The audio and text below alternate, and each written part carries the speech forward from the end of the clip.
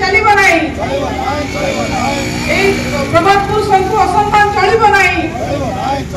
आ टिके कथा कहबी सरकार निश्चय जीव आसीबो गोटे सरकार सब बेले राजनीति करिवे नाही किंतु बिजू बाबू को ओडिया हृदय रे रहिचंती रहिबे ताको के काटी परिबे नाही ताका काम पई बंदर कोन बंद कर परिबे कहीं गोटे सबुठ निकृष्ट कार्य कहीं प्रभातपुर बिजू बाबू तथा पूर्वतन मुख्यमंत्री ओडिशार प्रति धूली ना लिखाई आज जदि आधुनिक ओडिशा विकसित ओडिशा तैयारी तेरे प्रथम पदक्षेप रही विशेषकर आप जानते पंचायत राज दिवस कहीं नामित कर त्रिस्तरीय जो पंचायत चली से ना सरपंच ना समिति सभ्य ना जिला परिषद कहार भी सेमती किसी माने पावर नथिला किंतु पावर विकेंद्रीकरण सी प्रथम करते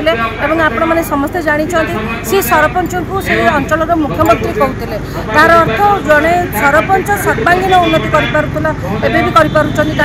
फंड अच्छे ये सब छाप अच्छी बिजू बाबू पाखे से क्षेत्र में जिते पंचायत राज दिवस नाम नामित होता जन्म दिवस 5 पड़ूला एवं पंचायत राज दिवस आगुरी पालन करा तेज कौ कारण 24 तारीख को निगला केवल बिजू बाबूर नामक पंचायत स्तर हटाइवाई ओडिशार इतिहास हटाइवाई एक भिन्न प्रयास कहीं बिजू बाबू ना बिजू जनता दल ना रही किंतु 24 वर्ष शासन बिजू जनता दल खाली बसी नाला कि नवीन पट्टनायक खाली बसी ना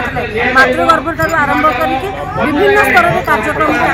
चलता महिला मान सम्मान कथा जब आप कहे प्रथम आर्थिक सहायता द्वितीय राजनैतिक क्षेत्र में त्रिस्तरीय पंचायत स्तर में जब किए स्थान देते बिजू बाबू तो से